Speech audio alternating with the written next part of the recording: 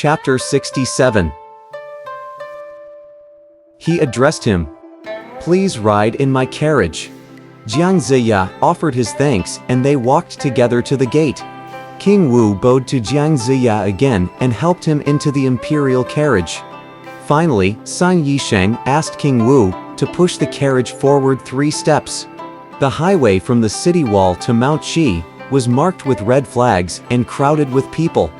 Men and women, young and old, had all come out to watch the procession and applaud Jiang for this honor at such an old age. When they got to Mount Qi, King Wu saw the magnificence of THT Terrace. It was 30 feet high and square in shape. In the center of the first floor stood 25 guards in yellow uniform holding yellow flags. Another 25 stood on the east side in green uniform, with the same number on the west in white uniform and in the south in red. The last 25 in black uniform stood to the north. There were 365 guards on the second floor arranged in a circle of 365 degrees, and on the third floor stood 72 generals holding swords, halberds, cutlasses, hammers, and other weapons. Ritual utensils and prayer manuscripts were also arranged on every floor. San Yisheng helped King Wu out of the imperial sedan chair. "Your Highness, you may go to the imperial carriage to help the commander." King Wu approached the imperial carriage and bowed. "Commander, please dismount. We've arrived at Mount Qi." As soon as Jiang Ziya stepped from the imperial carriage, he was escorted by San Yisheng to the terrace. San Yisheng then announced, "Commander, please face south." Jiang Ziya did as he requested and San Yisheng declared, "King Wu of Zhou has sent San Yisheng, the supreme minister, to pray before the gods of the 5 mountains and 4 rivers. Heaven is kind and allows everyone to live in peace. But now King Zhou of Shang disrespects heaven and had caused the people to suffer.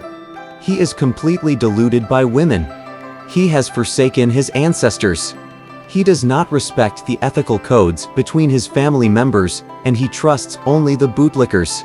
King Wu, your humble servant, worries about the country day and night.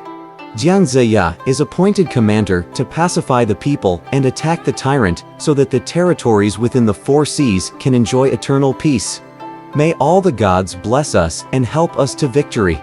When he had finished, Ji Dan, Duke of Zhou, led Jiang Ziya to the second floor of the terrace. "Commander," he addressed him, "would you please face east?" The Duke then read out another prayer. King Wu of West Qi has sent his minister, Ji Dan, to offer this prayer to the gods of the sun, moon, stars, wind, rain, and the spirits of the saint emperors of all generations. Heaven rules the universe according to principle, but King Zhou of Shang has forgotten his ancestors in the imperial temple. He is fond of women and wine and of extravagant palaces and mansions. He burns loyal ministers to death and has caused the people to suffer. Heaven has ordered that the tyrant be punished, and Jiang Ziya is appointed as commander to attack the vicious ruler. May all the gods bless us and help us toward victory. When he finished, Jishu, Duke of Shao, led Jiang Ziya to the 9th floor, where Jisui, Duke of Mao, handed over the yellow imperial axe and the white scepter granted by King Wu to Jiang Ziya. He announced, "Hereafter you are appointed commander of the army. You may use the yellow imperial axe and white scepter to punish the tyrant. Commander, please kneel to the north to receive the dragon and phoenix seals." The master of the ceremonies requested. With music playing in the background, Jiang Ziya knelt down to receive the seals, and finally, Jishu read the last prayer. "Jifa, King Wu of West Qi, prays before heaven and earth. Heaven is always merciful and kind to the people, and grants the people their every wish. King Zhou of the Shang dynasty, however, does not respect the 5 ethical relationships, but has severed himself from heaven and the people. He took out the heart of a faithful minister. He confined a kind and proper Grand Duke in jail. He pleases his women with lewd tricks. He has thus been forsaken by all the gods. Your servant always does his best to serve the gods and dares not rebel. I have tried to enable the people within the kingdom and the savages beyond the borders to enjoy peace and prosperity. For the nation's sake, our late king appointed men with virtue and merit to serve the country. Jiang Ziya was entrusted to help me rule the nation. I now appoint him commander of the army to join the nobles and defeat the tyrant. The people will then be freed from trouble. May all the gods stand on our side and bless us with the victory we pray for." After the third prayer was read by Ji Shi, Jiang Ziya stood in the center to listen to the drums and see the great banner hoisted high. A red tray holding a gold helmet covered with coral, blue jade, agate, and pearls was then presented to Jiang Ziya. Jiang put the helmet on. Soon a robe and armor were carried forward. The robe had a belt inlaid with white jade. Jiang was helped into the robe and armor. A tray was then presented with the imperial flag, imperial seal, and imperial sword representing supreme power. When Jiang received these things and held them with both hands over his eyebrows, Sima Yisheng asked King Wu to prostrate himself before the terrace and announce the appointment. King Wu did as he was told. He knelt down and bowed 3 times to Jiang from below the terrace. After the ceremony was over, Jiang Ziya ordered Xing Jia to carry the imperial flag and escort King Wu up to the terrace. General Xing Jia descended and with the imperial flag in hand, shouted, "By order of the commander, Your Highness is requested to ascend the terrace." When King Wu arrived, Jiang Ziya ordered, "Would you please, Your Highness, open the caskets and make the seal and sword ready?" King Wu did as he was told. Then Jiang Ziya asked him to sit down facing south. He knelt down and thanked the king for his appointment.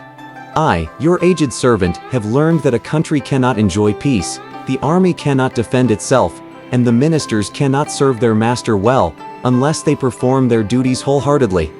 As you have appointed me as commander and invested me with power, I must do my best to return your grace. May you reach Mengjin and meet the nobles as soon as possible. I'll rejoice at your swift return." King Wu replied. King Wu left the terrace and Jiang Ziya ordered, "Notify all the generals that I'll meet them in 3 days. I'll be busy until then receiving congratulations from my immortal brothers." He then left the terrace and went to the south side of Mount Qi. He was met by Nejia and his other disciples, fully clad in armor, looking smart and gallant. The 12 disciples of Jade Emptiness Palace greeted him with laughter and applause inside a tent. "You're a dignified commander," they said. "Really the dragon among humans and the flower of flowers, dear brother?" Jiang Ziya bowed and replied, "It's only by favor, brothers, that I'm now commander. I appreciate your help, but I'm really incompetent. We are waiting for Grand Master. When he arrives, we'll all offer our congratulations." They told him. Just then sweet music was heard from the clouds above. Heavenly primogenitor had arrived. They all knelt on the ground and said in unison, "Long live Grand Master." Jiang knelt and kowtowed again when the master had taken a seat. "Jiang Ziya, you accumulated merit for 40 years, and you are now the teacher of the emperor. You are to enjoy all the power and happiness in this world. You'll be granted a dukedom and your sons and grandsons will likewise enjoy happiness. I offer my sincere congratulations." He then added, "Bring the wine, White Crane lad." Jiang Ziya knelt down to drink the first cup as the master said, "May this cup help you gain success in serving your virtuous king." When he drank the second cup, the master said, "May this cup help you rule the country in peace." And when he finished drinking the third cup, the master said, "May this cup help you meet all the nobles with great success." After emptying 3 cups, Jiang Ziya knelt on the ground before the master again. "Why do you still kneel before me, Jiang Ziya? I've been honored through your grace, but I still wonder about the future. There's nothing to worry about there. Here's a riddle for you to remember. Trap to slaughter immortals at Jiapai Pass. Pestilence at Chuanyuan Pass. Beware of Da, Zhao, Guang, Xian, and Da. There's peace after the 10,000 immortal trap." Jiang Ziya bowed. Your disciple will keep this in mind. I'll return now. You may all remain here to congratulate Jiang Ziya. Heavenly Primogenitor said. They escorted him out of the tent, and he returned to his palace on a gust of wind. Then they all toasted Jiang Ziya, and when the immortals were preparing to go, their disciples asked about their future.